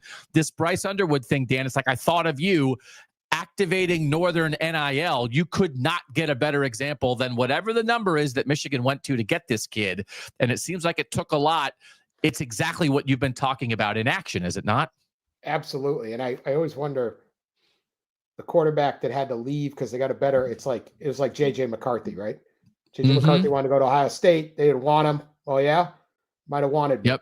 Not that CJ Stroud wasn't too bad, or they had pretty good quarterbacks. But you know what Kyle McCord. But Kyle McCord was the guy that took over. Kyle McCord was the guy. Yeah. So this is as much as these rankings matter. Yeah, you're like, yeah, that JJ McCarthy turned out pretty good. So this is how it goes. This is absolutely the North is starting to sit there and say, wait a minute. So Urban Meyer, you tell me, you covered Ohio State for years, but Ohio State was recruiting under Jim Tressel. They got great players, but they got a lot of local kids, and then they went national. Urban came in and just said, "No, we're just national," and he upgraded every facet of that recruit. I've written stories about it when Urban was there. Every facet, and Ohio State was the only program in the North, and still is for the most part, that could go and say, we're going to go to Miami, Florida, to get the number 1 recruit in the country, and he's coming with us. Or I can go anywhere in the country and get whatever they want. And Michigan, as good as Michigan of a program is, as good as Penn State is, as good as Notre Dame is, they don't have that ability to just go get those types of kids. The recruiting machinery, the brand wasn't big enough to get that done. And it takes years and years and years to get that done. Now, this kid's from Belleville, right? You should get this kid. But they were watching CJ Carr leave. They watched Dante Moore go to UCLA. They're about to lose Bryce Underwood. They get it revved up. These schools in the North have more money than the schools in the South. Some of them do, right? Michigan is loaded. Their alumni base is loaded. You don't go to Michigan. I've made this joke about Notre Dame, but you walk around and go, boy, if they had a little money around here, right? These schools are impressive. Their alums are impressive. They got tons of fans. They have big cities, lots of Fortune 500 companies, everything you want, that more than what LSU has. If we're going to get into a bidding war, Michigan's going to beat LSU every time. It just is. They have more, not every time, but enough times. Yes. And so you activate that, and now Northern recruiting has some advantage. The problem with Northern recruiting generally is the better players are in the South historically. Now, this kid, again, he's 20, 25 minutes from campus. They should have gotten him. They should have signed him earlier, but they got him. And this is it. And so it is very important for the Big Ten to have not just Bryce Underwood go to Michigan, but Tavian St. Clair go to Ohio State. They get the number 1 and number 2 quarterback in that class going to Michigan and Ohio State. Ohio State signs on top. They had number 1 quarterback last year too, dude. It's Julian. Yes. Well, they got Julian Sand transferred from Alabama after Saban left, but they got him. He higher than Raiola. I don't know. Whatever. Ohio State gets a guy every year, but now if you start sitting there saying, okay, Michigan's going to start getting 5. Michigan tasted that national title. Then they tasted not having guys. And now everyone's throwing money and saying, let's even this gap. Let's do what we have to do to get this done. I think the Big Ten, and I think if Ohio State made Michigan elevate its game, Michigan's going to make Penn State, Wisconsin, Yes. Michigan State, and them. Because I've used this example in the past. There are like 5 billionaires who went to Michigan State. Michigan State has tons of money. What they don't have is that brand or all the infrastructure, all the stuff. But if money starts playing a role in where to go, a school like Michigan State can make huge inroads. Indiana, Illinois, these schools are not poor. They're not fledgling little institutions. They have a lot of resources. And so they can close that gap. And you're going to have direct pay too, which also kind of closes. But if you want to go over the top, there's nothing that Michigan did here other than be Michigan that Michigan State couldn't have done. And you could see the frustration in the South. And there's also nothing they did that was against the rules. I hate to break it to the SEC in the South. This is it. This is the new world. This is how it's going to go from now on. And maybe fans don't like it. Maybe some people don't like it, but it doesn't matter if you like it or not. This is all legal. If coaches want to complain about buying teams, at least they are buying teams in a way that is not breaking every rule in the book, which we know has been happening for years. So it's such a prime example of everything that you have been talking about and you and I have talked about on this show. It almost makes your head spin. And my point on this is I think on the field, what we saw last year, what we're seeing this year, I think the North is equally competing with the South. I think the Big Ten is equally competing with the SEC. In recruiting, I'm not going to claim that yet. But the Big Ten will be, and the North will be more competitive. But you still have a hurdle to overcome because there are more highly ranked players in the South. When you I looked at the 24/7 composite ratings of players right now, the top 50 guys. There are 5 of them that are uncommitted. So there's only 5 left. The other 45 guys are committed. 3 of them are to border schools. And Mike, we can put this graphic up. So that's the California schools, Missouri. I call them border schools. And then otherwise, the South has 26 commitments and the North has 16. But that gap's not as big as it used to be. Right. And so that's the point, Dan. Like, I'm not going to come on here and as much as I bang the drum and wave the sword for the North, you can't make that claim. But can they get closer? And the closer you get, then if you have development, if you work the transfer portal, if you have good coaching, all those kind of things, then the North can make it even on the field. And just looking at the top 20 quarterbacks, for instance, 6 are committed to the North, 10 to the South, 4 to border schools. But Malik Washington is a local kid at Maryland. They kept him home. He's the number 5 quarterback in this class. Julian Lewis just committing to Colorado. Achilles Smith Jr., that's kind of cool, committed to Oregon where his dad played. And now we have Carter Smith committing to Wisconsin. There's a couple other ones you wish the North had. Matt Zollers is a Pennsylvania kid that Penn State lost. He's committed to Missouri. You'd love to have him back. Ryan Montgomery's an Ohio kid whose brother's an offensive lineman at Ohio State. Ohio State went with Tavian St. Clair. Would have been nice for a Northern team to get Ryan Montgomery. He's committed to Georgia. So it's not about the recruiting being equal, Dan, but it's about the North being more positioned to win some of these. And close the gap in terms of adding elite players. And that's happening. Absolutely. Also, the sheer number of kids going to a couple schools. I just looked. I'd have to do a bigger study on this, and we'll see where they all pan out because it's flipness, baby. Guys are flipping right now. Yes, but yes, yeah. There were years, Georgia, 13, 15 of the top 100 players. Georgia is the number 1 recruiting class in the country. They have 7 top 100s. Okay. Alabama is number 3. They have 9. Nick Saban would get, they'd get 13 to 15 kids. Yep. In the top 100. You know what the top 100 is? It's a top 3 rounds of the NFL draft. Yep. Is the top 100. Okay. There's 30 teams, bang. You got a couple supplementals.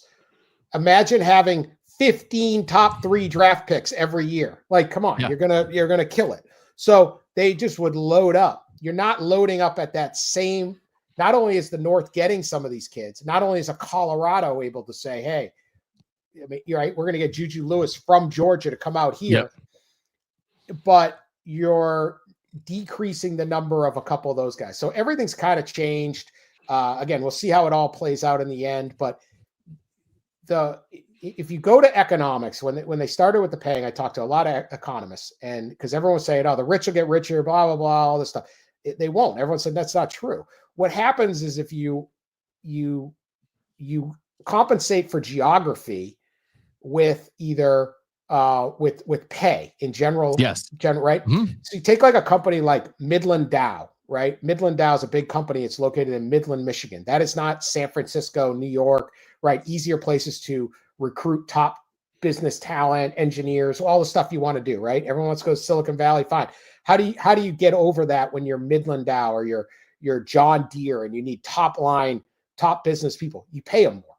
You build country clubs that they can belong to. You do facilities, and then you pay more, because you sit there and say to someone, goes, well, we're taking a new job. We're going to move to this town. Really? Why? Oh, they're going to pay me 20% more. Oh, makes total sense. Good luck to you and your family, right? That's how you compensate for it. So if that means you got to pay a little bit more, or you just got to pay the same amount, or you got to equal it, this is what the North can do. They can't create more players in their states. There's only so many. Like Michigan's got good players, but they don't have as many as Georgia or Florida or Texas, right? Ohio, and the same with Ohio or Illinois. But if you compensate, you can decrease the advantage of geography. And that is the one thing that no matter how fancy your locker room was, you can now do. And that's why I think Northern recruiting will continue to get better. And as more of the schools embrace this and get organized, the gap will close. We also look at very good chance we have 2 consecutive Big Ten national champs. And we might even have 2 consecutive national champs that aren't Ohio State. If Michigan, right? If Oregon, Notre Dame, Oregon wins, right? Yeah, or that, right? But I could easily see Oregon winning the national championship. That's the second in their Big Ten team, but that was not possible 5 years ago before NIL. The only team in the North that could possibly compete for a national title was Ohio State. Michigan could not. Penn State could not. No one else could do it. It was Ohio State only, and that's really because Urban Meyer. Tressel had his moments. I'll give him all the credit in the world to Sweater, but Urban Meyer said, no. We're going to be an SEC program in the North, and Ohio State's the one place you could do it. Yep. And listen, for a lot of these kids, like they want mom and dad to be able to see them play. If mom and dad have to get on a plane, but you have a couple $1,000,000 to buy the plane tickets, then okay, then I can go. Private jet. I can go. I don't have to be 90 minutes, a 90-minute drive from home. Right. I can go. I'll fly to State College. I'll fly to South Bend. I'll fly to Oregon. I'll fly to Ohio State. I'll fly to Michigan. And all again, the one thing about the Underwood thing is it is a local kid that frankly they kind of missed on that. But your point about to lose CJ Carr, the grandson of Michigan legendary coach Lloyd Carr, and to lose Dante Moore out of Detroit, not once, but twice, who committed to Oregon, decommitted, then went to UCLA, then went in the portal and went back to Oregon. They missed him like 3 times actually. And now to have missed another local Michigan kid. Are you kidding me? And how did you solve it? It wasn't that Sharon Moore went and ate mom's casserole and just was better on the couch. You won it with cash. And I don't think the South likes that. But there's nothing to apologize for because there were no rules broken, and get used to it. All right, he's Dan Wetzel. We talk to him every week because it's fun and interesting. Dan, we'll see you next week. Thanks for joining us here on Kings of the North. Happy Thanksgiving. Landis is back right after this.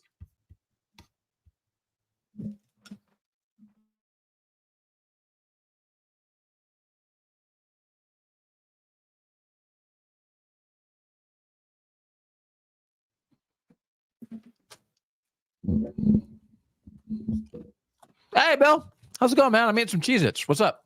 You just been eating Cheez-Its this whole time? Mm-hmm. Yeah. Nice. I'm I went through all 4 boxes I had. You want to preview some games? It's okay that we're doing it on Monday. If we feel like we have to, right? With as many games as we have this week, and we're going to do a big game breakdown on Syracuse, Miami. We're going to do a big game breakdown on Kansas State, Iowa State, and we're going to do a big game breakdown on Ohio State, Michigan. Plus, we have all of our teams playing, obviously. And so we have 18 games to do. So we've got to get to some. So we're going to do 4 Friday games previewing today. And we're going to start with the game that I'm going to be at, Nebraska at Iowa, on Saturday night. This is a primetime game. Friday night. This is a primetime game Friday night. It is one of the 4 Friday games that we're talking about here. It is the Heroes game. They play for that trophy. Since they started playing this game in the Big Ten, when Nebraska joined the Big Ten, Iowa has a 9-6 lead in the series. Iowa has won 8 of the last 9.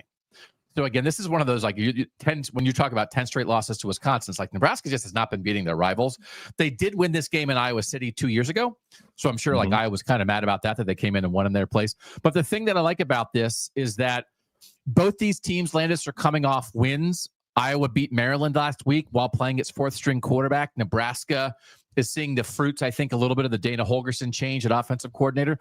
I said in the preseason, I thought there was a chance that this game could have playoff implications. That I thought there was a chance that one or both of these teams could be like 9-2 going into this game. And frankly, if that had come true, then it would have playoff implications.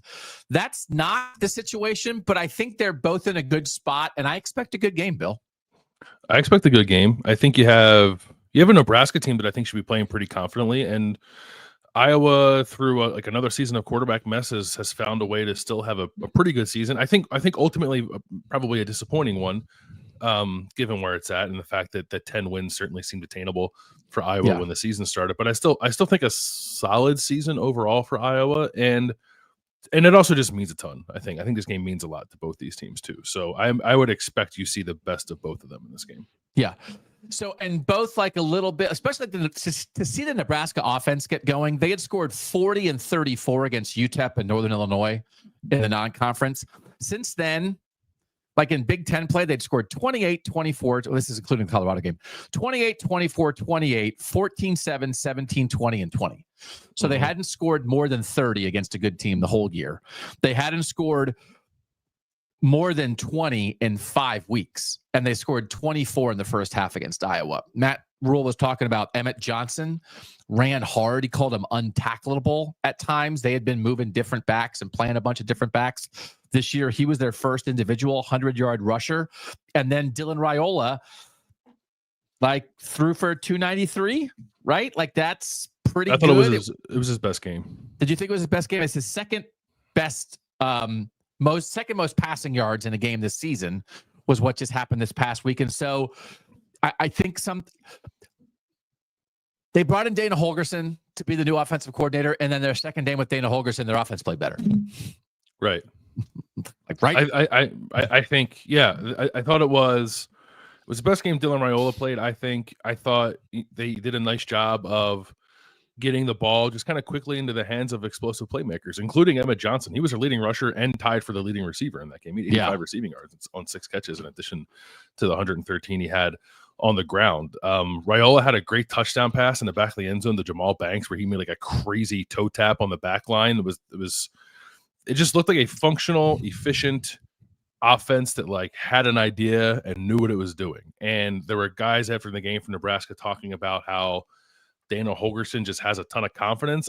He also doesn't, I think, have time for any kind of BS, which we picked up on last week with the way he was talking about things. But I actually think that form of communication, at least for right now, is resonating with Nebraska's playmakers because they believe he has good ideas on how to put them in position to be a better offense. So there's just a ton of confidence there with the way he's calling things, the way he's sequencing things.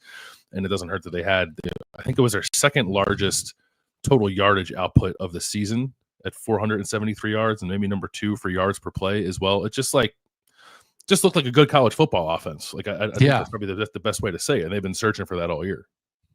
So I thought there were a lot of similarities. I watched both the Kirk Ferentz postgame news conference from Maryland and the Matt Rule postgame news conference. Again, Iowa's 7-4, Nebraska 6-5. These are not great seasons for these programs, for these historically great programs. And Kirk Ferentz has won a gazillion games at Iowa, and Matt Rule has been incredibly successful at both Baylor and Temple. So they both believe they can be better. But in the moment, Matt Rule had to stop himself. He got emotional in his post-game news conference. He talked about how much Ty Robinson on the defensive line means to him. And he was talking about how much all the seniors mean to him. And he had to stop himself.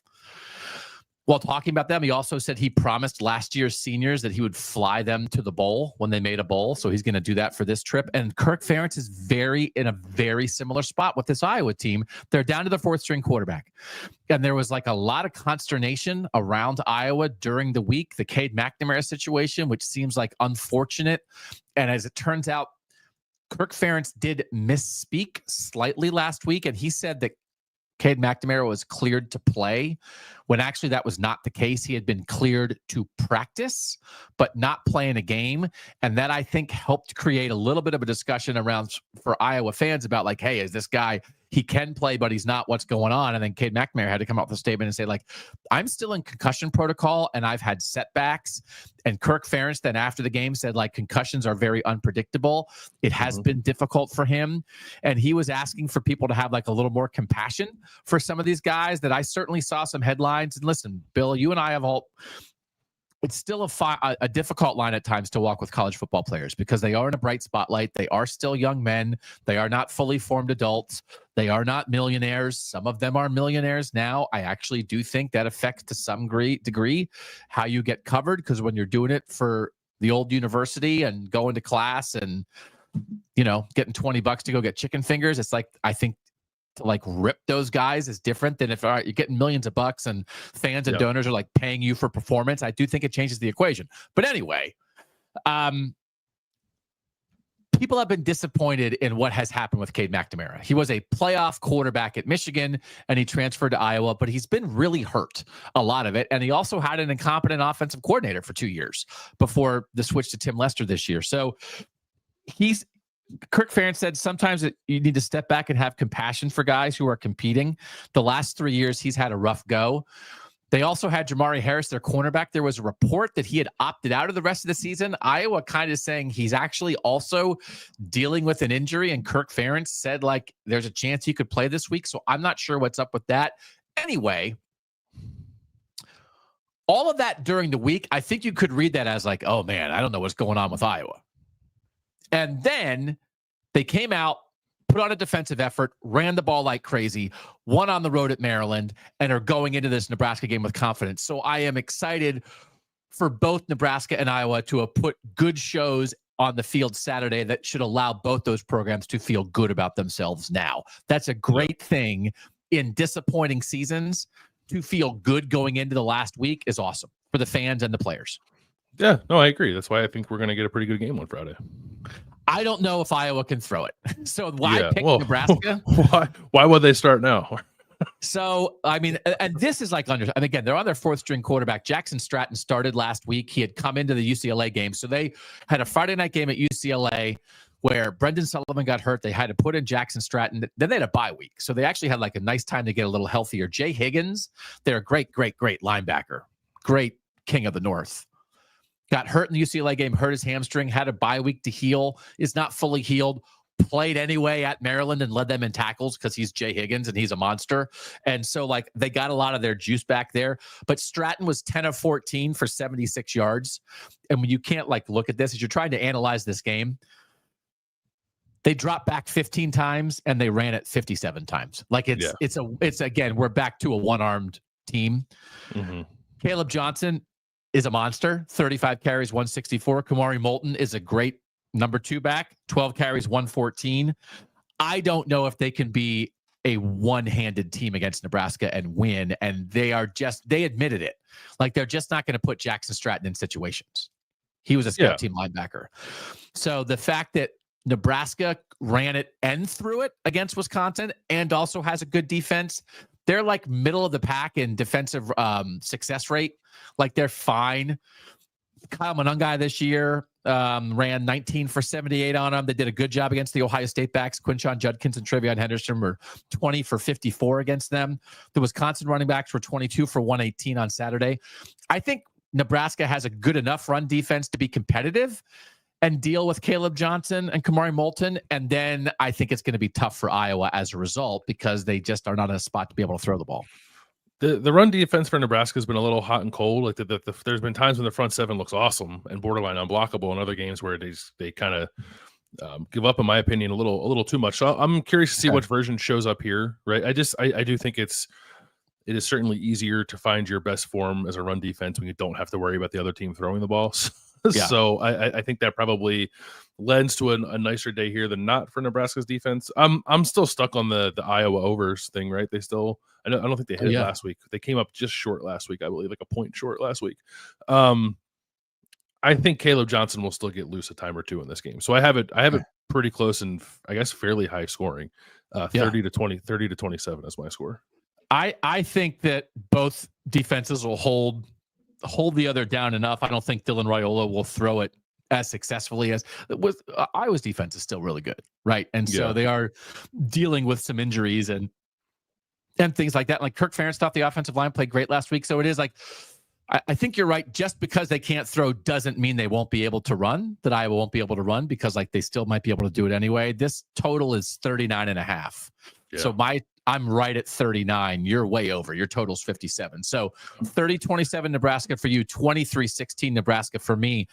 I just think Nebraska probably is too good for Iowa if they really can't throw it. Bottom line, I do think Nebraska will be unburdened by this bowl streak hanging over them, and which will allow them to play their best football here. So that's why I like Nebraska too. By the way, did you see Butkus Award finalists were announced like an hour ago, and Jay Higgins is not one of them? How many are there? 5. Who are they? Danny Stutzman from Oklahoma, Barrett Carter from Clemson, Chris Paul Jr. from Ole Miss, Carson Schwessinger from UCLA, and Jalen Walker from Georgia. So 3 SEC guys, a Clemson guy, and a UCLA guy. That's a boatload of Southern crap. Yeah. My God, for real, there's no linebackers in the North? There's no linebackers in the North? Get bent, Butkus Committee. That blows. God, I want to see the voting block for that. Are you freaking serious? No, Jay Higgins, I was lying. He missed a half. I was like, oh, how many games has Jay Higgins been out? He was out for a half, and they couldn't stop UCLA without him because he's such a freaking monster. That's embarrassing. All right, Butkus Committee is on my Cheez-It list. I'm going to get the Cheez-It. Can we get the Cheez-It Bowl to tweet about how the Butkus Award is fraudulent? Take that, Butkus. It's named for a University of Illinois linebacker. See, this is why we need our own stuff. Oh, man, you've never seen linebacker play like you've seen at Ole Miss. Get bent. Stupid. Minnesota, Wisconsin. Let's go to that game. This is for Paul Bunyan's Axe. This is at Wisconsin. This is a Friday noon game. We have a couple nooners we have to pay attention to on Friday. And you and I are split on this. We are split on this. It's a noon game. It's on CBS. Wisconsin just needs it, man. They really need it. So I'm kind of rolling with them. So Luke Fickell is now 12-12. He is 8-9 in Big Ten games after the loss last week to Nebraska, which again was the first time in 11 games that Nebraska beat Wisconsin. Article on The Athletic I was reading this morning by Jesse Temple. The headline is, as Wisconsin's uninspiring results continue, does Luke Fickell have the answers? I think Luke's really under the gun here. Like, I think he's not like coaching for his job. We're not there. He's got to find a new OC. They got to be better next year kind of thing. But there's a lot of pressure, I think, on Luke Fickell to make sure that Wisconsin, at the very least, doesn't have its first losing season since 2001. And that is what's on the line here for Wisconsin against Minnesota. Now, you can say all that and say that the pressure of that might be too much for Wisconsin to play well enough to win this game, because Minnesota has been playing well for a while, played well, I thought, in defeat against Penn State, made some big plays. I like what I saw out of Max Brosmer. I think that game was like a situation where in the second half, I think Penn State's defensive line became a little too much for Minnesota to handle, and then Penn State really made some gutsy calls on 4th down to put the game away. But I like the swing that Minnesota took there, and so I consider them to still be playing well, and despite now being on a little bit of a losing skid. And Wisconsin is on more of a losing skid, but I think if Wisconsin is able to like regroup from that loss at Nebraska, they can convince themselves, because I think it's true, that Wisconsin took a little bit of a step forward offensively last week too. Like it was, they fired Phil Longo. Obviously, they had a reworked coaching situation with kind of I think it was a committee approach to play calling, but the voice was the tight ends coach who was getting the call in. They put up 407 yards. Like, it was one of their better offensive outputs of the year. Braden Locke threw 3 touchdowns. I think like Vinny Anthony is emerging as a somewhat consistently dangerous receiver for Wisconsin. Bryson Green had 2 touchdown receptions, like both back corner toe taps, like really nice contested kind of like acrobatic catches. So I don't know. Maybe that's just a 1-game blip and Wisconsin who we've seen have some nice moments on offense against bad defenses before, will kind of revert to what it's been most of the season. But Nebraska is also like a pretty good defense, right? And they found a way to do that there. So I think that's what you got to hold on to if you're Wisconsin, and hope that the refresh on the offensive side is enough to light a little bit of a fire here for you to not have an offensive outburst. I don't know that I'll have that against Minnesota, but at least win this game. Like this is not going to be a great offseason for Luke Fickell no matter what. If it is an offseason off of a losing season for him, like it is, I think it's already pretty uncomfortable, but I think that gets ratcheted up tenfold if they lose this game and go out really losing record. Yeah, I don't sense a whole lot of belief there. Like I know they just got the quarterback, right? They got the quarterback commit the other day or yesterday. Carter Smith, Carter Smith, which I think like it's almost crazy to me that they fired their offensive coordinator and got the quarterback commit anyway. They can recruit. Like that is the thing I think Luke Fickell has done consistently over his 2-ish years in Madison is like you can believe in the recruiting. It's just like the on-field product's not very good, and there are things that happen I think that make you question a little bit, like not whether or not Luke Fickell can handle it, because I think he can, but just like if like he's pressing a little bit. Like there was even some stuff in the Nebraska game. They ran a play at the end of the second half, or end of the first half, excuse me, that they didn't have to run. They could have just kneeled out the half, but they ran the ball, they fumbled the ball. Nebraska got it and kicked the field goal before halftime ended. It's like, why? Like, take a second to understand the situation. You're on like their own 25-yard line with like 10 seconds left. Just take the knee and go to the halftime. Instead, you run a play, make a blunder, give them free points, right? Free 3 points. So, I don't know. This seems like Luke is scrambling a little bit to try to figure some things out here on the fly, and this is their last chance to get a win that I think would still be quite meaningful in the grand scheme of how the season's going. And then you could use a bowl practice and stuff. Like again, like there's the emotional and the mental, and there's the logistical. I think Minnesota's so good. They're really good. This decision for me was like not about Wisconsin at all. Wisconsin 6-5. I think of them as like an 8-win team. They should have beat North Carolina in the opener. And again, one more along the way, whether it's kind of like going and losing at Rutgers because Ethan Kaliak-Manis has the revenge factor and goes crazy on you, or again, the Michigan onside that should have counted and was taken away from them and give them a chance there. They're really good. Like they can run it with Darius Taylor, Elijah Spencer, and Daniel Jackson can both catch it. Max Brosmer's playing really well. Like I just think they're really good. And I thought they played great against Penn State, which is why, and we talked about this game a lot on Saturday night. Like part of the reason I thought it was a good win for Penn State, because I think Minnesota's good. So I have Minnesota 30-17 because I agree with everything you said. I just think it's in the offseason that Luke will get this straightened out. And get back to me. I understand the frustration of Wisconsin fans. And again, we've talked about this. We talked about it when they fired Phil Longo. You are something you're trying to elevate, and then in the process of trying to elevate, you take some risks and instead you fall back. And that can be very frustrating. But again, Matt Rule and Kirk Ferentz both were having great quotes in the post game. But Matt Rule quoted somebody, like there was some quote that's whether you're a success or a failure depends on when you're measuring it, and also you don't. He's had some other quote about like you don't stop halfway. Basically, it's like I just think Wisconsin still is on the way to something, and the fact that they have Maber Matoyer in the building as a freshman quarterback that I think has a chance to be something, and they just got Carter Smith. The offensive coordinator hire is going to be big for them. I'm imagining a big swing, and again, like if and when it is Tom Herman, we'll claim that one. That's no inside information. It just seems to make so much sense to me. So I completely agree with you. I just don't know that it's like by Friday that like, yeah, they need it and they need to rally the troops, but I just think they're playing a good team. Wisconsin is favored by 2 though.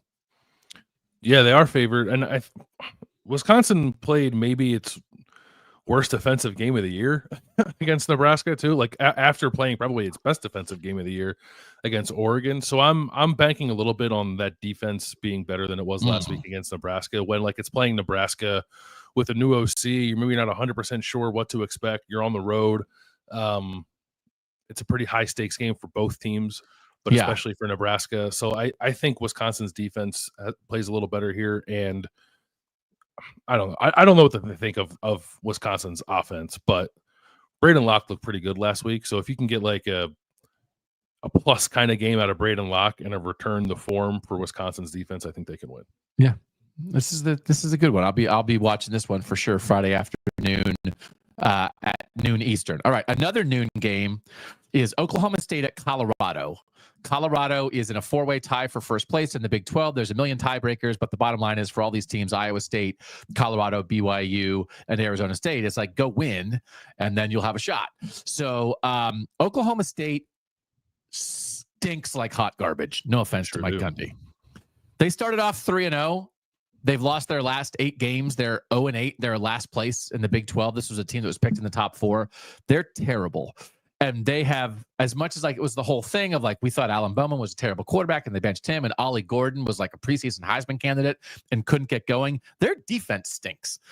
They lost to Utah 22-19 in the first Big 12 game. Here's the number of points they've given up in every game since then: 42-38, 38-38, 42-38, 56.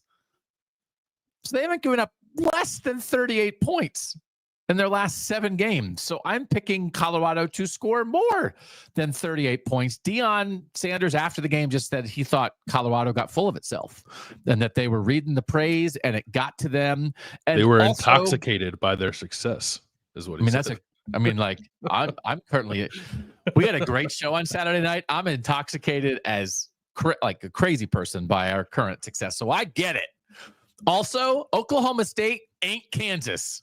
Kansas is playing awesome right now. I actually don't hold that all that much against Colorado, as we talked about on the Saturday show. I think Kansas would have done that to a lot of people. Now, Colorado, like literally never stopping Kansas. No turnovers, no punts. That's not great defense. But Oklahoma State stinks. I absolutely think Colorado gets right. We both have them over 40. I have Colorado 41-24. Yeah, I have 42-20. I don't think Oklahoma State's going to be able to cover Colorado at all. 128th in the country in passing defense. He just gave up 401 and 4 touchdowns last week to Texas Tech. So, yeah, they're going to throw it all over them. 42-20. Yeah, it is not good. First meeting since the 2016 Alamo Bowl with Colorado back in the Big 12. Now, have not met in the regular season.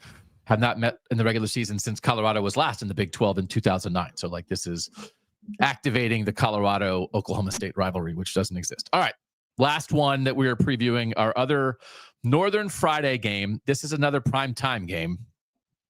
Kind of a weird one. This is like, I think if you go through stuff, and then for a lot of teams, obviously it is rivalry week, right? You run through Georgia Tech and Clemson, South Carolina, and Ohio State, Michigan, and Texas A&M, and then you're like Utah, UCF, and this is like one of the worst results of conference realignment. That literally there's a game this week between a school in Utah and a school in Florida that is a conference game that means nothing to anybody. This is kind of a turd, and it's going to be on at 8:00 on Friday night. But just watch Iowa, Nebraska. It's been a tough slog. It's been a tough slog, and Kyle Whittingham has been a great coach for a long time, and they're so injured, man. They're just so injured, but they're 8.5-point underdogs in this one, Bill. They are. So Utah has lost 7 in a row, but like I think they're playing hard, right? They are playing hard. I think they're taking their best swing. So it's some of these losses, 27-19 against Arizona State. That's like the most lopsided it's been. 13-7 against TCU, 17-14 against Houston, 22-21 against BYU, 31-28 against Iowa State. Like, and they're doing it with like no offense. They don't have an offense. They don't have a quarterback. They don't have an offensive coordinator. They have nothing on offense other than Mekhi Bernard sometimes. They don't have their number 1 tight end. They don't have their number 2 receiver. Both those guys are hurt. Brant Keithy and Money Parks. Like it's terrible what's happened to them. It is. So Kyle Whittingham, before the season, it is announced. Morgan Scalley, coach in waiting. Kyle Whittingham, retirement, TBD, not necessarily this season. He was asked about it after the game on Saturday, and he said that's not a decision you make during the season. He didn't say no. He didn't say, it wasn't, are you retiring? Okay. No, it was, are you retiring? We'll see, kind of. So it would be a heck of a thing if Kyle Whittingham's last game as Utah's head coach is a meaningless conference game against UCF in the last week of the season in Orlando with no one watching and no one in attendance. So like that part of me makes me believe that it won't be, but I think there's a decent chance maybe that this is Kyle Whittingham's last game as Utah's head coach. So I'm picking Utah because Utah's not going to lose Kyle Whittingham's last game. And they're not going to a bowl because they're 4-7. They're not going to go to a bowl. They're 4-7. This is it. And they're going to play was it Luke Batari at quarterback? It sounds like, because Isaac Wilson QB4, QB5 really. 5. because technically because they got the Heward in the offseason and he got hurt too. So like Sam Heward would have been ahead of Luke Batari on the depth chart too. So they're down to their 5th quarterback in this game. Wow. It just so happens like UCF also stink. Like UCF has lost 7 of 8. Like they're bad too. So if you're trying to end on a win, despite having to travel all the way to Orlando, I guess like there's some things in the matchup that would favor Utah here. I think Utah's defense gets it done for Kyle Whittingham just in case this is his last game. UCF, as I said, is favored by 8.5 in this game. UCF stinks. I don't know why they're favored by 8.5. Producer Mike with some good information as Kyle Whittingham is having his news conference today. Says he's not sure on his future, but will decide what is best for the program and not what's best for himself. Also said they plan on going in the portal to get 10 or 15 guys on the roster, not before Friday, but on the roster for next year. And that a Cam Rising decision should come in the next week or so about whether Cam Rising comes back for year 8, which again, like I think shouldn't be allowed. Like you've got to move on. There are a guy like Isaac Wilson wants to play, or Sam Heward wants to play, or go get like I think that would be silly. Frankly, I know it's been difficult for Cam Rising, but he has been able to play some meaningful games in college football. So we'll see what happens there. He also said, I think it was Saturday or maybe it was last week, that he and Morgan Scalley are doing the offensive coordinator search together, just in case that it is Scalley who is the head coach and not Whittingham. Also, presumably, like if that OC's there for 2 years and maybe next year's Whittingham's last year, that would still be Morgan Scalley's offensive coordinator. So. Oh, that's interesting. Some really good. I mean, this is be good offseason shows. Like some really good coordinator openings. Those are very. Who wouldn't want to coach at Utah? Real. Like that's a great job, right? So, and I don't think they're going anywhere with Morgan Scalley. Like Kyle Whittingham is an all-timer, but like I think they have a culture there that Scalley has certainly been an integral part of, and will be able to continue that. Producer Mike also says that Whittingham said Isaac Wilson, the true freshman quarterback who was number 2, replaced Cam Rising and then got hurt himself, will be ready for spring ball. So you just have this sometimes. You do. Like you can pretend that every year is sunshine and rainbows, but sometimes you have a rough year. And we have a couple programs like that who are just dealing with some stuff right now that I'm like already super eager to see what they do next year. And Wisconsin and Utah top that list of how they bounce back from this stuff. So that'll do it for now. More previews coming. Syracuse, Miami will be a big one. As we said, Kansas State, Iowa State will be a big one. Ohio State, Michigan will be a big one, but also like Notre Dame, USC really matters. We got a lot of teams that are really positioned well for the playoff, but also like you can't go lose. So Penn State, Maryland, like Penn State's got to take care of business there, right? Indiana, Purdue, Indiana has to go take care of business there. Notre Dame has to take care of business at USC. And so we'll cover all of that. We appreciate you guys being here. As always, great job by producer Mike for making us look good and sound good and dropping in the information. Give us a thumbs up, tell a friend, subscribe, make sure you are part of Kings of the North. For now, he's Bill Landis. I'm Doug Lesmerises. These are Cheez-Its, and that was Kings of the North.